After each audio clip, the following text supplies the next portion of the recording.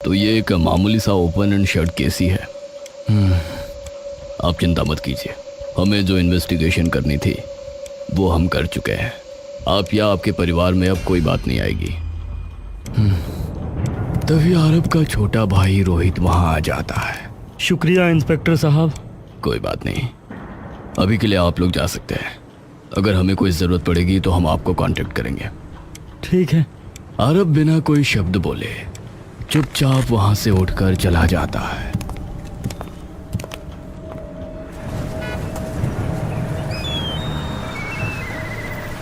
भैया ठीक हो? आप चिंता मत करना भैया, मैं हूँ, कभी भी जरूरत हो तो बुला लेना। आरब उसकी तरफ देखकर हल्का मुस्कुरा देता है। पूरी गाड़ी में एक ऐसी शांति छाई होती है मानो कोई अनचाहा साया उनके जहन पर आ बैठा हो।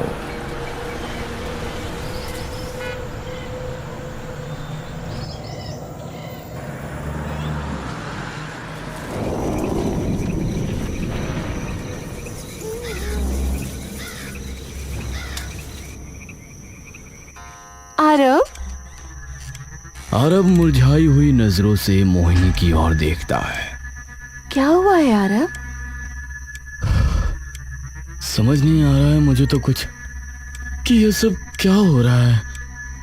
आरब, हम कल लेकर जा तो रहे हैं माँ के पास, वो कुछ ना कुछ उपाय जरूर बता देगी।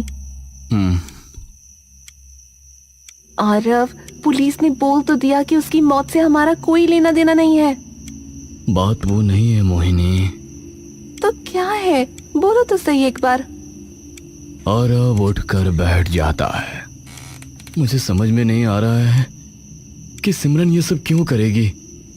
हमने इससे पहले भी तो उसे अकेला छोड़ा है आस्था को उसके साथ, और वो भी तब जब ठीक से चल भी नहीं पाती थी। उसे गोद में खिलाती थी सिमरन। तो अचानक ऐसा क्या हो गया कि उसने ये कर दिया। मोहिनी भी उठकर बैठ जाती है। चलो अब छोड़ो ये सब, अभी सो जाते हैं आराम से, कल जाना भी तो है।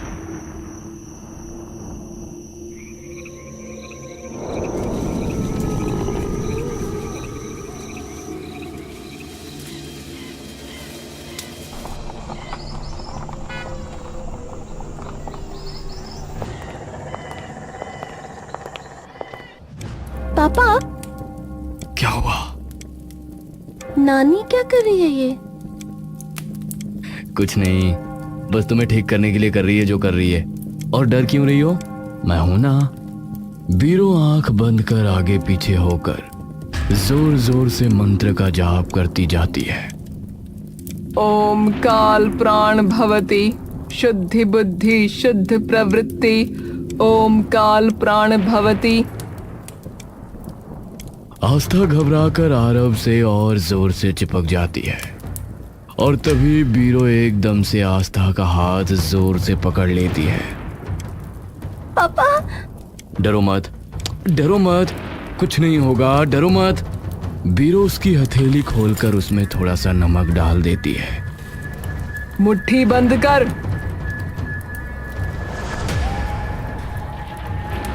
आस्था, मुट्ठी खोलनी नहीं है, ठीक है? पापा मुझे डर लग रहा है। अरे पापा है ना, कुछ नहीं होगा शोना। बीरो अचानक से अपना मुंह ऊपर कर अपनी आंखें खोल लेती है। उसकी दोनों आंखों की पुतलियां अब बिल्कुल ऊपर जा चुकी होती हैं। ओम काल प्राण भवति शुद्धि बुद्धि शुद्ध प्रवृत्ति। ओम काल प्राण भवति। आस्था अपने पिता के सीने से चिपक जाती है।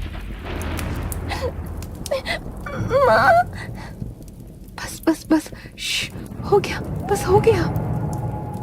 बीरो धीरे से नीचे देखती और उसकी आंखों की पुतलियां भी धीरे अब नीचे आने लगती हैं। बीरो अपनी हथेली से वो काला धागा निकालकर आस्था की कलाई पर बांध देती है और प्यार से आस्था के सिर पर हाथ फेरती है। बिटिया, इसे अब कभी मत उतारियो अपने हाथ से, ठीक है? ठीक है नानी। चलो अब मैं और तुम कुछ खाने बाहर चले, तब तक माँ और नानी बात कर लेंगी। ठीक है, पर मैं पास्ता खाऊंगी। ठीक है, आते हैं हम माँ। ठीक है।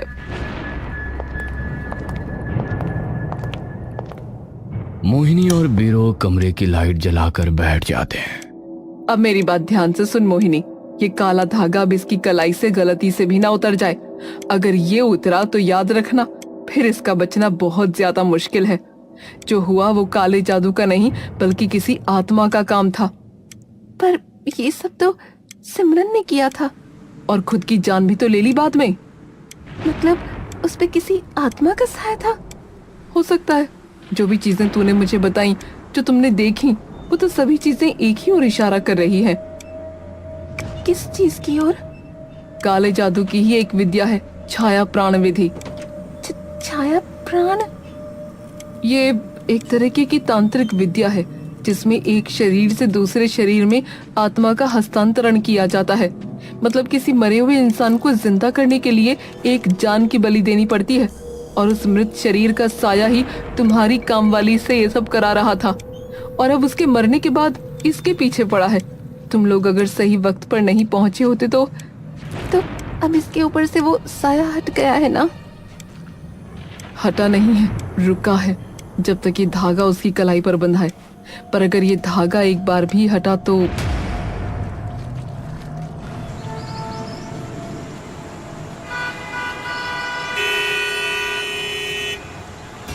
आस्था गुस्से से बड़बड़ाती हुई घर में आती है और अपना बैग उतारकर जोर से जमीन पर पटक के मारती है और जाकर सोफे पर बैठ जाती है।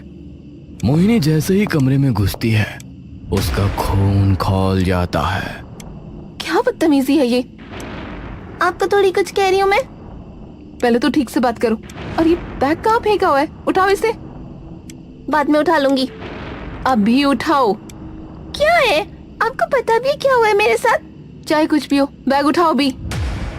आस्था कुछ देर तक मोहिनी की तरफ गुस्से से देखती रहती है और फिर अचानक अपना जमीन पर पड़ा बैग उठाकर ऊपर अपने कमरे में चली जाती है और जोर से अपने कमरे का दरवाजा बंद कर लेती है और एक बार फिर से अपना बैग अपने बिस्तर पर फेंक देती है। सबको बस अपनी पड़ी है, मेरी तो कोई सुनता ही नहीं। तभी आस्था के पीछे से एक औरत की आवाज आती है। मुझे बताओ, मैं सुनूंगी। वह आवाज सुनते ही आस्था को मानो कई वाट का झटका लगता और वो बेड से उछलकर खड़ी हो जाती है। उसके बिस्तर पर एक बेहद ही खूबसूरत सी औरत एक लाल और हरी साड़ियों में बैठी उसे दिखती है। कौन हो तुम? माँ? मैं कुछ नहीं कहूंगी। आस्था हांफती हुई एकटक बस उस औरत की तरफ देखती रहती है। अरे सच में कुछ नहीं कहूंगी। तुम हो कौन? और माँ ने तुम्हें मेरे कमरे में क्यों आने दिया? वो मुझे देख ही नहीं सकती, सिर्फ तुम देख सकती हो। आस्था विचलित होकर उसकी तरफ देखती रहती है। बैठो, फिर समझाती हूँ। नहीं, पहले बताओ कि क्यों आई हो यहाँ और सिर्फ मुझे क्यों दिख सकती हो?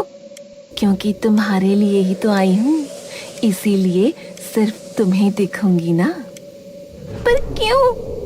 अरे क्यों नहीं, तुम इतनी प्यारी इंसान हो, इतना साफ मन है तुम्हारा, तो बस मैं आ गई तुम्हारी मदद करने।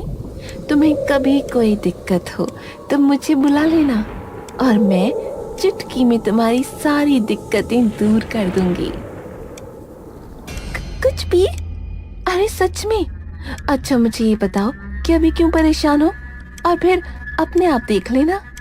आस्था के मन में कई सवाल होने के बावजूद भी आखिरकार वो उसके पास आकर बैठ जाती है। भूत होता है क्या? मैं बचपन से वैसे ही परेशान हूँ ऐसी सभी चीजों से। अरे तुम बताओ, दिक्कत क्या है? बाद में अपने आप पता चल जाएगा तुम्हें। मेरी क्लास में एक लड़का है, उसे मुझसे पता नहीं क्या दिक्कत है, वो रोज तंग करता है, और आज तो हद ही हो गई। मैं खाना खा रही थी तो मेरे पीछे से आया और मुझे धक्का देकर भाग गया। मेरा सारा खाना नीचे गिर गया। धक्का दिया? चिंता मत करो, उससे मैं बात कर लूंगी। कहाँ रहता है वो और नाम क्या है? रवि, यही रहता है पास के मोहल्ले में। ठीक है, तुम बिल्कुल चिंता मत करो, अब से वो तुम्हें कुछ नहीं कहेगा। लेकिन एक चीज तुम्हें मुझे प्रॉमिस करनी होगी आस्था। क्या? तुम्हें किसी को मेरे बारे में कुछ नहीं बताना, वरना मैं तुम्हारी मदद नहीं कर पाऊंगी कभी। ठीक है? ठीक है।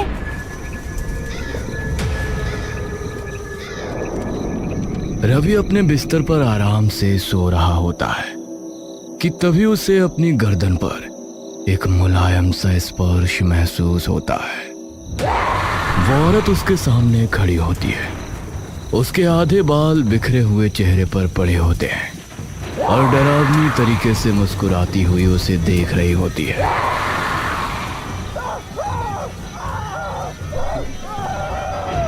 रवि, तू ही है ना? बहुत शौक है ना तुझे लड़कियों को तंग करने का? रवि का गला एकदम से मानो बंजर पड़ जाता है और उसकी गले से ना कोई आवाज, यहाँ तक कि कोई सिसकी तक नहीं निकल पाती है।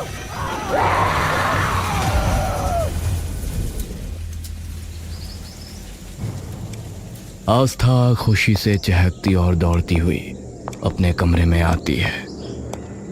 आपने क्या किया ऐसा? वो तो डर से कांप रहा था। उसने इतनी बार मुझे सॉरी बोला, वो भी पूरी क्लास के सामने। मजा ही आ गया।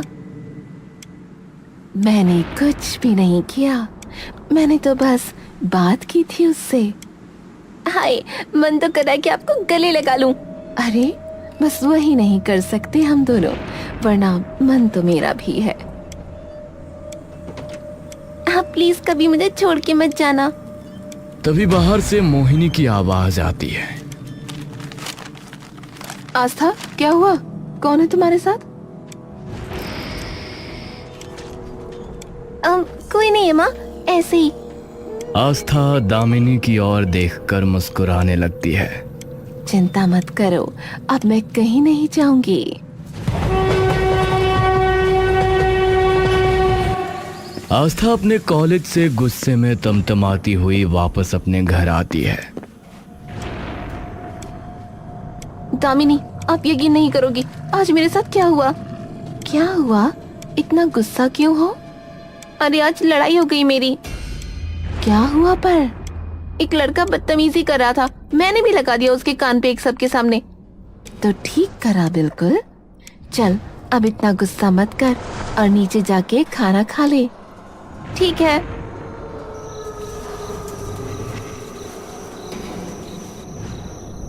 आस्था अपने बिस्तर पर आराम से सो रही होती है कि तभी उसका फोन बजने लगता है।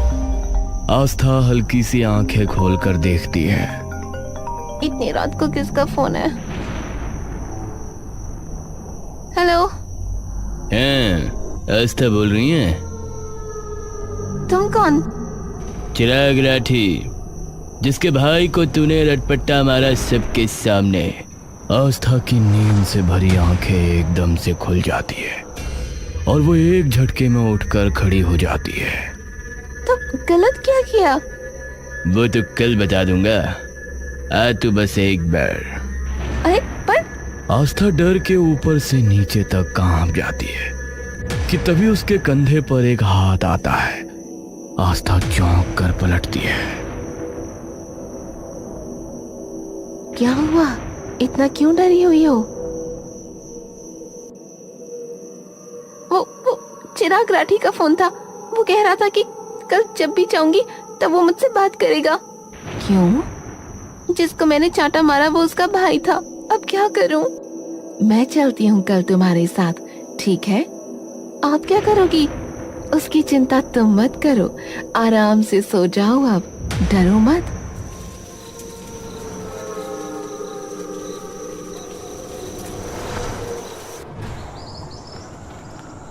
आस्था धीरे से कॉलेज के गेट की ओर अपने कदम बढ़ाती है कि तभी चिराग उसके सामने आ जाता है।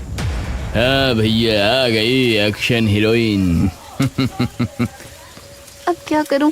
यहाँ तो बहुत सारे लोग हैं। ये तो मैंने भी नहीं सोचा था। क्या? अबे वो किससे बात कर रही है? अरे चौधरी, ला जरा इसे पकड़ के कोने में।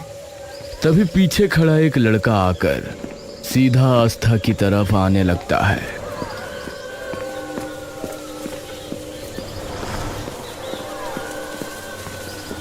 अब एक ही रास्ता है आस्था। आस्था अपनी आंखों की पुतलियां दामिनी की तरफ घुमाती है, पर उसके लिए तुम्हें अपना काला धागा निकालना पड़ेगा। पर माने अबे क्या बड़बड़ा रही है? चिराग जोर से उसके बाल नोच लेता है। आस्था, समय नहीं है, मुझ पे भरोसा है ना, कुछ नहीं होगा। आस्था अपनी कलाई पे बंधे काले धागे को देखती है और धीरे से आखिरकार उसे खोल देती है। खुल गया, खुल गया।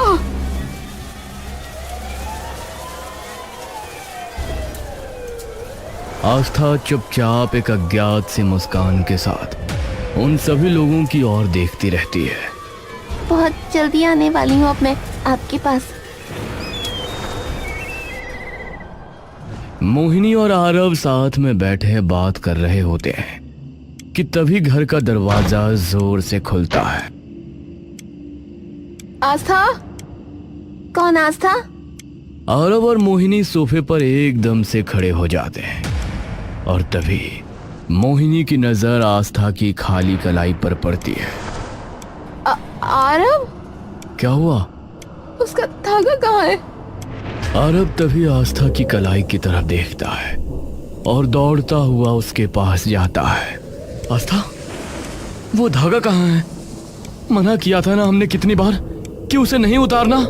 आस्था अपनी गर्दन टेढ़ी करके बिना एक बार भी पलक झपकाए एक अजीब सी मुस्कान के साथ आरव को देखती रहती है। आस्था, क्या हुआ है? आस्था की आंखें एकदम सुर्ख हो जाती हैं, चेहरा मानो किसी और का हो गया हो। वो अचानक अपने दोनों हाथ उठाकर और फिर एक झटके में उसे जमीन पर पटक देती है। आस्था, क्या कर रही हो? मोहिनी के पैर मानो जमीन में ही गड़ जाते हैं। मोहिनी हर सांस के साथ आरव की तरफ जाने की खूब कोशिश करती है, लेकिन उसके पैर मानो उसे हिलने से रोक रहे होते हैं। आस्था, ये क्या कर रही हो? वो पापा है तुम्हारे। आस्था की नजर अचानक से आरव से घूमकर अब मोहिनी की ओर चली जाती है।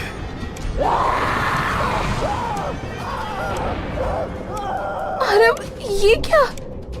देखते ही देखते एक ठंडी सी मुस्कान आस्था के चेहरे पर आ जाती है।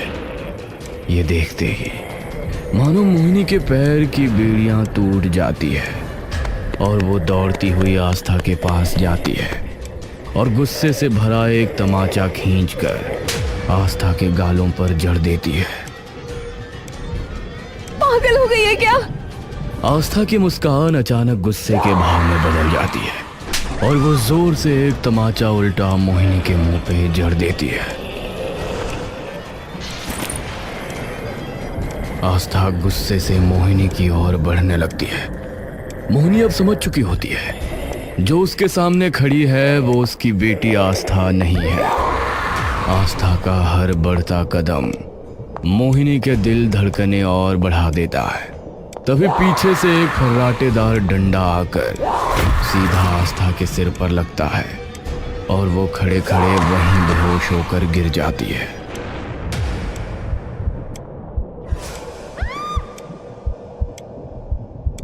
मोहिनी, अभी डरने का वक्त नहीं है, मैं इसे बांधता हूँ, तुम माँ को बुलाओ जल्दी से।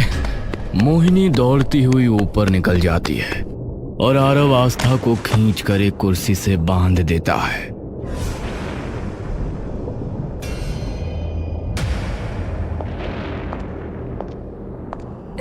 माँ, अब क्या? मैंने कहा था ना, धागा नहीं उतरना चाहिए। माँ, मुझे नहीं पता ये सब कैसे हुआ। अब मैं कुछ नहीं कर सकती, मेरे बस से बाहर जा चुका है ये। एक इंसान है जो शायद कुछ कर पाए। कौन? ऋषि कालमुख।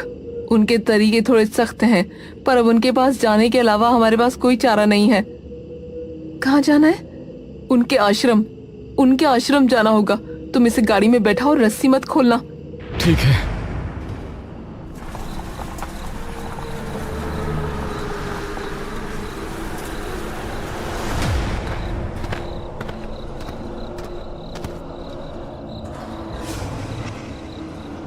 छाया प्राण।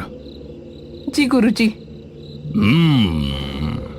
ऋषि कालमुख बिना कुछ कहे अंदर जाने लगते हैं। मैं जब कहूं तब इसे अंदर ले आना।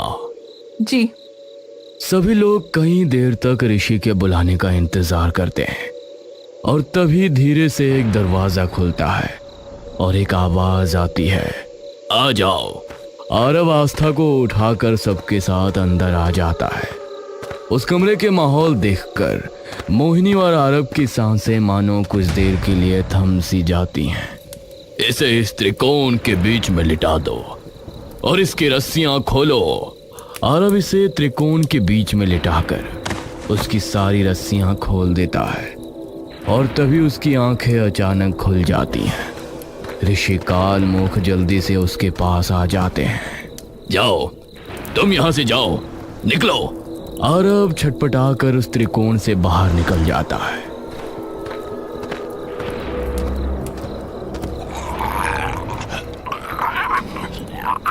ओम कालिका काली महाकाली रक्ष रक्ष चंडिके नमः स्वाहा।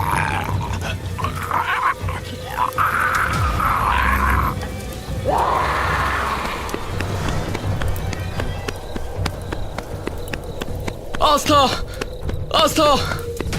हाँ जा। लेकिन आस्था उसे जोर से दूर धकेल देती है। तभी मोहिनी आस्था के सामने आ जाती है। आस्था, रुक जाओ बेटा, मैं हूँ तेरी माँ। आस्था का चेहरा एकदम खौफनाक हो जाता है। उसके अंदर से किसी और की आत्मा झांक रही होती है। वह मोहिनी की तरफ घूर कर देखती है और एक ही झटके में मोहिनी जोर से दीवार से टकराकर नीचे गिरती है। आवाज इतनी ऊंची होती है कि सबके कान बज जाते हैं। आस्था नंगे पैर भागने लगती है।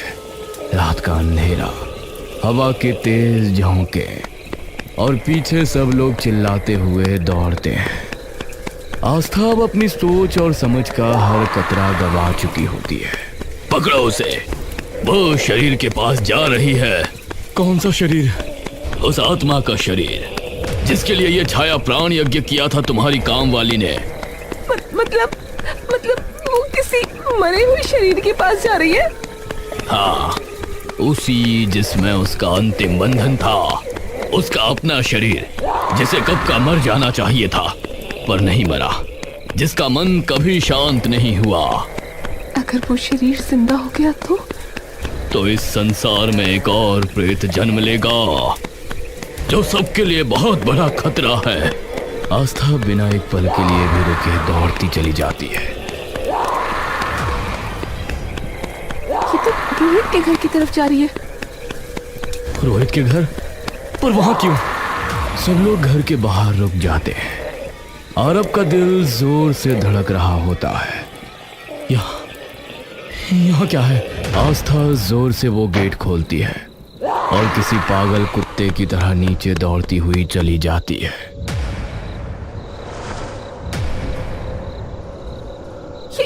ये तो दामिनी। कौन? रोहित की बीवी जो कई साल पहले गुजर गई थी। आरव के हाथ कांपने लगते हैं, आंखों में बस आंसू। दामिनी? पर ये कैसे? रोहित? भैया आप समझे नहीं, मैं उसे वापस ला रहा हूँ, मेरी दामिनी को। तू पागल हो गया है क्या? तू नहीं भैया, आपके पास सब है, माँ जैसी प्यार करने वाली सास, बेटी, पर मेरे पास मुझे भी हक है खुश होने का। और बेटी तो दोबारा भी हो सकती है। आपको दोबारा मौका मिल जाएगा जीने का, पर मेरे पास बस यही एक मौका है मुझे बस दामिनी चाहिए थी, मुझे मेरी दामिनी चाहिए थी। आप अगर उस दिन घर नहीं गए होते तो सिमरन अपने आप सब कुछ कर लेती। मेरी दामिनी जो थी उसमें सबसे समझदार, सबसे अच्छी। ऋषि जी कुछ कीजिए, ऐसे तो वो मुझसे मेरी बच्ची छीन लेगा। उसकी आत्मा उसके शरीर के पास पहुंच चुकी है। अब अगर वो प्राण स्थापना पूरी कर लेगा तो कोई उसे रोक नहीं सकता। ओम छाया प्राण स्थिति, ओम दामिनी पुनर्जन्म। लाश के हाथ हिलते हैं, आंखें आधी खुल जाती हैं।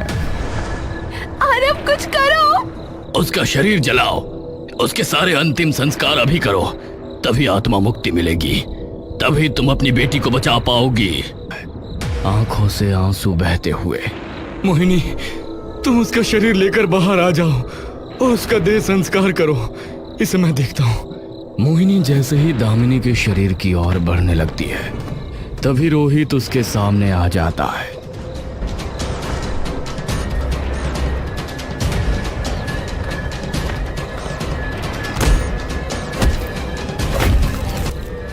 मोहिनी, शरीर को बाहर लेके चलो, मैं अभी आई।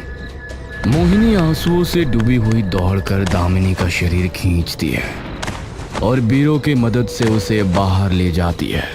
नहीं, मुझे मेरी दामिनी चाहिए। हाँ।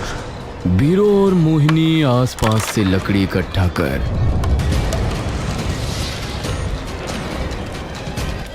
और अंत में उसका देह संस्कार कर देते हैं। देखते ही देखते धधकती आग की लपटें एकदम स्थिर हो जाती हैं। आरव रोहित को छोड़ देता है और रोहित बस रोता रोता जमीन पर गिर जाता है। दामिनी, दामिनी। जब प्रेम रोग बन जाता है तो प्राण भी विष बन जाते हैं।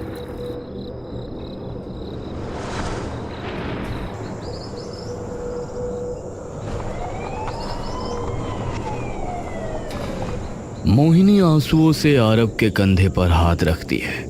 दोनों एक फीकी सी मुस्कान के साथ सोती हुई आस्था की ओर देखते रहते हैं।